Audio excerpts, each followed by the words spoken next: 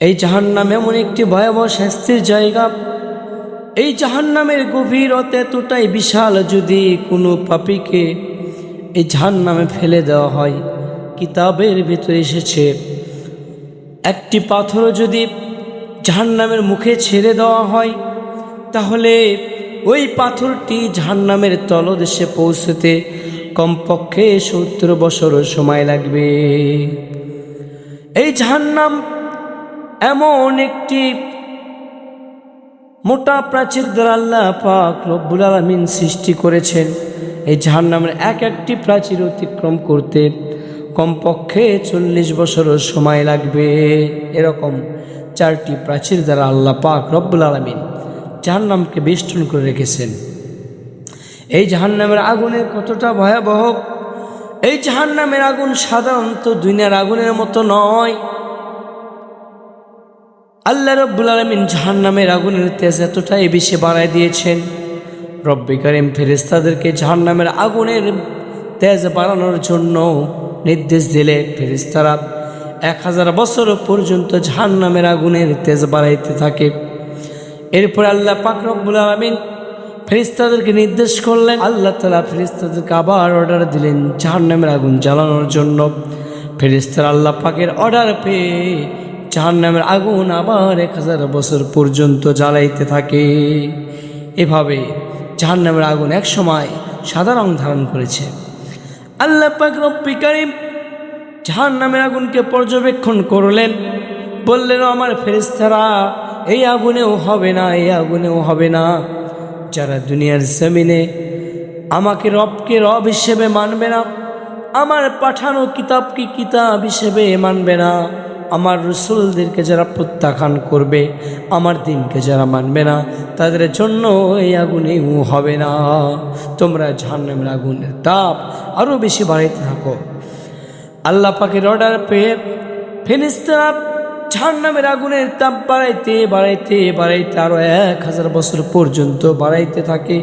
এরপরে জাহান্নামের আগুন প্রথমত লাল রং ধারণ করে, দ্বিতীয়বার সাদা রং হয়ে যায়, তৃতীয়বার এই জাহান্নামের আগুন এমন ঘুটঘুটে অন্ধকার হয়ে যায় যে দুনিয়ার আগুন থেকে আলো সৃষ্টি হয়, কিন্তু জাহান্নামের আগুন থেকে কখনোই আলো সৃষ্টি হবে না।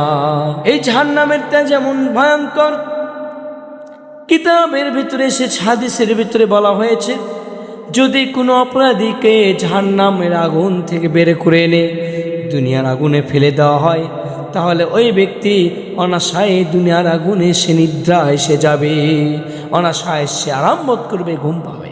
তাহলে প্রিয় ভাই, জাহান্নামের আগুন কতটা ভয়ঙ্কর! সম্মানিত মোহতারাম হাজিরিন, আল্লাহ রাব্বুল আলামিন জাহান্নামীদেরকে কেমন শাস্তি দেবেন আল্লাহ তাআলা কুরআনুল কারীমের ভিতরে সূরা হুমাযার 6 থেকে 8 নম্বর আয়াতে বলেছেন, নারুল্লাহিল মুনকাদা আল্লাতী তাত্তালিউ আলাল আফইদা ইন্নাহা আলাইহিম মুসাদা। আল্লাহ তাআলা বলেন, এই জাহান্নামের আগুন যা প্রজ্বলিত করে রাখা হয়েছে তা পাপীর শরীরে লাগা মাত্র পুড়তে পুড়তে তার কলিজা পর্যন্ত পৌঁছে যাবে, কিন্তু ওই ব্যক্তি কখনোই তা মরবে না, আর নিশ্চয় তা তাদেরকে চারিদিকে আবদ্ধ করে রাখবে। আমার প্রিয় ভাইরা, এই দুনিয়াতে যদি কারো শরীরে আগুন লেগে যায়, তাহলে দেখা যায় তার হৃৎপিণ্ড পর্যন্ত পৌঁছার আগেই তার মৃত্যু হয়ে যায়। কিন্তু জাহান্নামে যেহেতু মৃত্যু নেই, এজন্য পুড়তে পুড়তে ওই ব্যক্তির কলিজা পর্যন্ত পুরো ছারখার করে ফেলবে, কিন্তু ওই ব্যক্তি কখনো কোনো দিন মৃত্যুবরণ করবে না।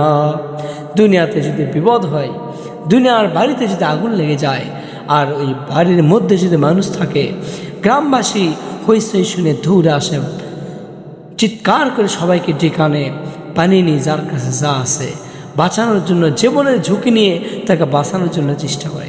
এমনও দেখা যায় 8 তলায় 10 তলায় আগুন লাগছে, ফায়ার সার্ভিস বিপদগামী ব্যক্তিদেরকে উদ্ধার করার জন্য নিজের জীবনের ঝুঁকি নিয়ে অনেক ফায়ার সার্ভিস, প্রিয় ভাইয়েরা আমার, নিজের জীবনটা পর্যন্ত বিলায় দেয়।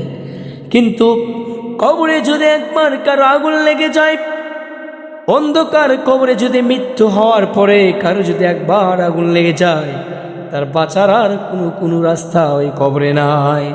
যে আল্লাহ আগুন নিভায় দিতে পারে, ওই রব্বে কারিমে যদি আপনার আমার কবরে খারাপ আমলের কারণে আগুন লেগে যায়, তাহলে বাঁচার কি অবস্থা হবে? কে আছে যে আপনার কবরে আমার কবরে আগুন নিভে দেবে?